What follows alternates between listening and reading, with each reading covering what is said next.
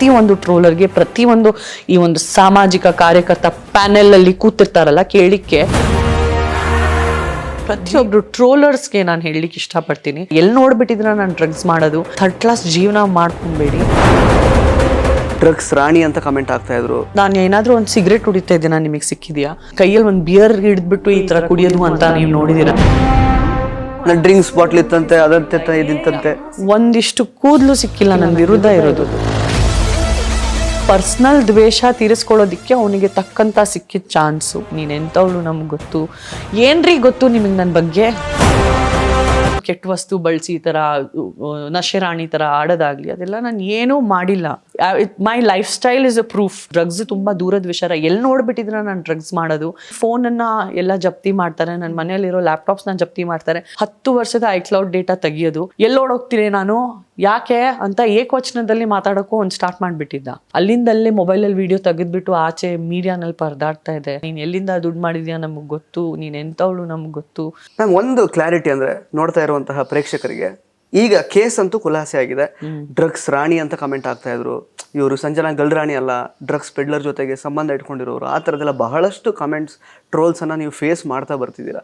ಇದಕ್ಕೆ ಒಂದು ಎಂಡ್ ಅನ್ನೋದು ಸಿಕ್ಕಿದೆ. ಅದನ್ನು ಕನ್ಫರ್ಮ್ ಆಗಿ ಅಂದರೆ ಕ್ಲಿಯರ್ ಆಗಿ ಹೇಳೋದಾದರೆ, ನನ್ನ ಮನೆಯಲ್ಲಿ ಅಥವಾ ಸಾಮಾಜಿಕ ಜಾಲತಂತ್ರದಲ್ಲೂ ನಾನು ಏನಾದರೂ ಒಂದು ಸಿಗರೇಟ್ ಕುಡಿತಾ ಇದ್ದೀನ, ನಿಮಗೆ ಸಿಕ್ಕಿದೆಯಾ? ಅವ್ರು ಚೆಕ್ಕಿಂಗಿಗೆ ಬಂದಾಗ ನನ್ನ ಮನೆಯಲ್ಲಿ ಒಂದು ಅಡಿ ಕ್ಲೀನ್ ಮಾಡಿ ಸೋಫಾಸು ಉಲ್ಟಾ ಪುಲ್ಟಾ, ಮನೆ ಎಲ್ಲ ಉಲ್ಟಾ ಪುಲ್ಟಾ ಮಾಡಿ ನೋಡ್ಕಿದ್ರು. ಒಂದು ಬಿಯರ್ ಬಾಟಲ್ಲು ಸಿಕ್ಕಿಲ್ಲ, ಒಂದು ಸಿಗರೇಟ್ ಅನ್ನೋದೂ ಸಿಕ್ಕಿಲ್ಲ. ಅಥವಾ ಜಾಲತಾಂತ್ರದಲ್ಲಿ ನಾನು ಒಂದು ಸಿಗರೇಟ್ ಹೊಡಿಯೋದಾದ್ರೂ ನೀವು ನೋಡಿದ್ದೀರಾ? ಒಂದು ಕೈಯಲ್ಲಿ ಒಂದು ಬಿಯರ್ ಹಿಡಿದ್ಬಿಟ್ಟು ಈ ಥರ ಕುಡಿಯೋದು ಅಂತ ನೀವು ನೋಡಿದ್ದೀರಾ? ನನ್ನ ಈ ಒಂದು ಸಿನಿಮಾ ಕರಿಯರ್ ಏನಿದೆಯೋ, ನಾನು ಸಿನಿಮಾ ಮಾಡೋದು, ಸಿನಿಮಾನಲ್ಲಿ ಮಾಡೋ ಪಾತ್ರ ಮತ್ತು ಪರ್ಸ್ನಲ್ ಆಗಿ ಮಾಡೋ ಪಾತ್ರಕ್ಕೆ ಏನೂ ಸಂಬಂಧ ಇಲ್ಲ. ಅಲ್ಲಿ ಒಂದು ಗ್ಲಾಮರ್ ಆಗಿ ಕಾಣಿಸ್ಕೊಳ್ಳೋದು ಅಥವಾ ಹೋಮ್ಲಿಯಾಗಿ ಕಾಣಿಸ್ಕೊಳ್ಳೋದು. ಮತ್ತು ನಾನಾಯಿತು ನನ್ನ ಯೋಗ ಕೇಂದ್ರ ನಡೆಸೋದು, ಎಲ್ಲರಿಗೂ ಯೋಗ ಮಾಡಿ ಅಂತ ಪ್ರೋತ್ಸಾಹ ನೀಡೋದು, ಇದೆಲ್ಲ ಮಾಡಿದ್ದೀನಿ. ತಪ್ಪ? I have not bothered any one. ಯಾರಿಗೂ ನಾನು ಪರ್ಸ್ನಲ್ ಚೌಕಟ್ಟಲ್ಲಿ ಹೋಗ್ಬಿಟ್ಟು ಕೆಟ್ಟದಾಗ ಕಮೆಂಟ್ ಮಾಡೋದಾಗಲಿ ಅಥವಾ ಏನಾದರೂ ಒಂದು ಕೆಟ್ಟ ವಸ್ತು ಬಳಸಿ ಈ ಥರ ನಶೆರಾಣಿ ಥರ ಆಡೋದಾಗಲಿ ಅದೆಲ್ಲ ನಾನು ಏನೂ ಮಾಡಿಲ್ಲ. ನಾನು ಒಂದು ವೆಸ್ಟರ್ನ್ ಕಲ್ಚರ್ ಆಗಿ ಕಾಣಿಸ್ಕೊಂಡು ನೀವು ಹಿಂಗೆ ಬದುಕಬೇಕು ಅಂತ ನಿಮಗೆ ಪ್ರೋತ್ಸಾಹ ನೀಡೋದು ನನ್ನ ಕೈವಾಡ ಇದರಲ್ಲಿ ಇಲ್ಲವೇ ಇಲ್ಲ. My life style is a proof. ಈಗ 19 ವರ್ಷ ಏನು ನಡೆದಿದೆ ನಿಮ್ಮ ಕಣ್ಮುಂದೆ, ಅದು ಸಾಕ್ಷಿ ಆಧಾರವಾಗಿ ಸಾಕಾಗಲ್ವಾ? ಎಲ್ಲಿ ನೋಡಿದ್ದೀರಾ ನಾನೊಂದು ಬಿಯರ್ ಆದರೂ ಹೊಡಿಯೋದು ಹೇಳಿ ನೀವು? ಎಲ್ಲಿ ನೋಡಿದ್ದೀರಾ ನಾನೊಂದು ಸಿಗರೇಟ್ ಆದರೂ ಹಿಡ್ದಿರೋದು ಹೇಳಿ? ಫೊಗೆಟ್ ಅಬೌಟ್ ಡ್ರಗ್ಸ್ ತುಂಬ ದೂರದ ವಿಚಾರ. ಎಲ್ಲಿ ನೋಡ್ಬಿಟ್ಟಿದ್ರೆ ನಾನು ಡ್ರಗ್ಸ್ ಮಾಡೋದು, ಯಾವ ಬ್ಯಾಂಕ್ ಖಾತೆನಲ್ಲಿದೆ ಹೇಳಿ? ಆ್ಯಂಡ್ ಇವರು ನನಗೆ ಅರೆಸ್ಟ್ ಮಾಡಿ ಹೋಗಾದ್ಮೇಲೆ ನನ್ನ ಫೋನನ್ನು ಎಲ್ಲ ಜಪ್ತಿ ಮಾಡ್ತಾರೆ, ನನ್ನ ಮನೆಯಲ್ಲಿರೋ ಲ್ಯಾಪ್ಟಾಪ್ಸ್ನ ಜಪ್ತಿ ಮಾಡ್ತಾರೆ.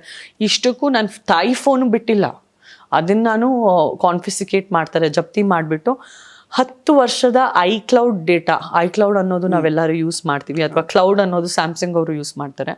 10 ವರ್ಷದ ಐಕ್ಲೌಡ್ ಡೇಟಾ ತೆಗಿಯೋದು. ಅದರಲ್ಲಿ ಒಂದು ಬ್ಯಾಂಕ್ ಟ್ರಾನ್ಸಾಕ್ಷನ್ ಇಲ್ಲ, ಒಂದು ವಾಟ್ಸಪ್ ಮೆಸೇಜ್ ಇಲ್ಲ, ಒಂದು ಮೆಸೇಜ್ ಇಲ್ಲ, ಒಂದು SMS ಇಲ್ಲ. ಏರ್ಟೆಲ್ ಜೊತೆ ಎಲ್ಲ ಮಾತಾಡ್ಬಿಟ್ಟು ಎಲ್ಲ ಕಾಲ್ ಲಾಗ್ಸಲ್ಲಿ ಒಂದು ಕಾಲು ಯಾವುದೂ ಒಂದು ಪೆಡ್ಲರ್ ಜೊತೆ ಇಲ್ಲ, ಒಂದು ಪೆಡ್ಲರ್ ಮೊಬೈಲ್ ನಂಬರು ಇಷ್ಟಕ್ಕೂ ನನ್ನ ಫೋನಲ್ಲಿಲ್ಲ.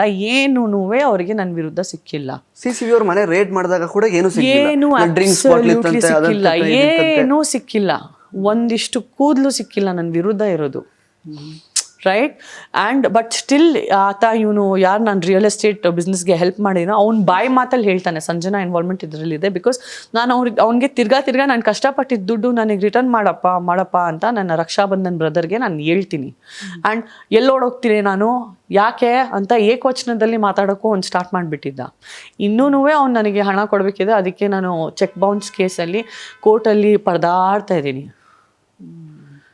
Literally I am struggling in the court for that. But ಅದೇ ಬೇರೆ ಸಬ್ಜೆಕ್ಟ್ ಬಿಡಿ. ಬಟ್ ಎನಿವೇಚ್ ಸೊ ಪರ್ಸ್ನಲ್ ದ್ವೇಷ ತೀರಿಸ್ಕೊಳ್ಳೋದಕ್ಕೆ ಅವನಿಗೆ ತಕ್ಕಂಥ ಸಿಕ್ಕಿದ ಚಾನ್ಸು ಅವ್ನು ಚೆನ್ನಾಗಿ ಬಳಸ್ಕೊಂಡ. ಕರೆಕ್ಟ್. ಆ್ಯಂಡ್ ಬಾಯಿ ಮಾತಲ್ಲಿ ನಾನು ಹೇಳ್ತೀನಿ ನಿಮಗೆ, ನೀವು ಪ್ರಿಯಾಂಕಾ ಗಾಂಧಿ ಅವ್ರ ಗಂಡ ಅಂತ ನೀವು ಆಗೋಗ್ತೀರಾ ಇವರೇ? ನೀವು ಮಾಧುರಿ ದೀಕ್ಷಿತ್ಗೆ ಮದುವೆ ಮಾಡಿದ್ದೀರಾ ಅಂತಲೂ ನಾನು ಹೇಳ್ಬಿಡ್ತೀನಿ ಬಾಯಿ ಮಾತಲ್ಲಿ ನಿಮ್ಮ ಬಗ್ಗೆ. ಆಗೋಗ್ತೀರಾ? ಇಲ್ಲ. Then how can you? ನಾನು ಅಲ್ಲಿ ಅರೆಸ್ಟ್ ಆದಾಗ ಪ್ರತಿದಿನ ಕೇಳ್ತಾನೆ, ಸರ್ ನನಗೆ ಯಾಕೆ ಇಲ್ಲಿ ಕುಣಿಸಿದ್ದೀರಾ, ನನಗೆ ಅರೆಸ್ಟ್ ಆಗಿದ್ದ ರೀಸನ್ನೇ ಗೊತ್ತಾಗ್ತಾ ಇಲ್ಲ ಅಂತ. ಪ್ರತಿದಿನ 10 ದಿನದಲ್ಲಿ ಬರೀ ಒಂದೇ ಹೋರಾಟ ನಂದು. ಆ್ಯಂಡ್ ಬ್ಲಡ್ ಟೆಸ್ಟ್ ಕೊಡಿ, ಹೇರ್ ಸ್ಯಾಂಪಲ್ ಕೊಡಿ. Sir first and for all ನಾನು ಅರೆಸ್ಟ್ ಯಾಕಾಗಿದ್ದೀನಿ ನನಗೆ ಹೇಳಿ. ಆಮೇಲೆ ಬ್ಲಡ್ ಕೊಡ್ತೀನಿ, ಆಮೇಲೆ ಕೂದಲು. ನನಗೆ ನನ್ನ ಪ್ರಶ್ನೆಗೆ ನೀವು ಒಂದು ಸಮಾಧಾನ ಕೊಡ್ತಾ ಇಲ್ಲ, ನಾನು ಯಾಕೆ ನಿಮಗೆ ಕೋಆಪ್ರೇಟ್ ಮಾಡಲಿ? ಅದಾದಮೇಲೆ ಕೊನೆಗೂ ಆ ಬ್ಲಡ್ಡು ಮತ್ತು ಹೇರ್ ಸ್ಯಾಂಪಲ್ ತಗೊಳ್ಳೋ ತನಕನೂ ಅವ್ರು ಬಿಟ್ಟಿಲ್ಲ. ನನಗೆ 4 ಕಡೆಯಿಂದ ಜನ ಫೋರ್ಸ್ ಮಾಡಿಬಿಟ್ಟು ಆ ವಿಡಿಯೋಗಳನ್ನು ವೈರಲ್ ಮಾಡಿಬಿಟ್ಟು ಆ್ಯಂಡ್ ಪೊಲೀಸ್ ಕಸ್ಟಡಿನಲ್ಲಿದ್ದಾಗ ಈ ಥರ ವೀಡಿಯೋಸ್ ತೆಗೆದ್ಬಿಟ್ಟು ಆಚೆ ಕಳ್ಸಂಗಿಲ್ಲ. ಬಿಕಾಸ್ ನಾವಿನ್ನೂ ಆರೋಪಿ ಆಗಿದ್ದೀವಿ, ನಾವು ಅಪರಾಧಿ ಇಲ್ಲ. ಅಲ್ಲಿಂದಲ್ಲೇ ಮೊಬೈಲಲ್ಲಿ ವೀಡಿಯೋ ತೆಗೆದ್ಬಿಟ್ಟು ಆಚೆ ಮೀಡಿಯಾನಲ್ಲಿ ಪರದಾಡ್ತಾ ಇದೆ. Complete going against the law, going against the system. ಆರೋಪಿ ಆದವಳು ಆ್ಯಂಡ್ ಜನ ಹೆಂಗಂದ್ರೆ ಇವಳು ಡ್ರಗ್ಗಿಣಿ, ಇವಳು ಡ್ರಗ್ಗಳ ರಾಣಿ, ಇವಳು ಡ್ರಗ್ ರಾಣಿ, ಏನು ಹೇಳಿಲ್ಲ. ನೀನು ಎಲ್ಲಿಂದ ದುಡ್ಡು ಮಾಡಿದ್ಯಾ ನಮಗೆ ಗೊತ್ತು, ನೀನು ಎಂಥವಳು ನಮ್ಗೆ ಗೊತ್ತು, ಏನ್ರಿ ಗೊತ್ತು ನಿಮಗೆ ನನ್ನ ಬಗ್ಗೆ ಅಂತ ನಾನು ಗಟ್ಟಿಯಾಗಿ ಕೇಳೋಕ್ಕೆ ಇಷ್ಟಪಡ್ತೀನಿ ಟ್ರೋಲರ್ಸ್ಗೆ. ಏನು ಆಫ್ಟರ್ ಆಲ್ ಏನು ಗೊತ್ತು ನಿಮಗೆ ನನ್ನ ಬಗ್ಗೆ?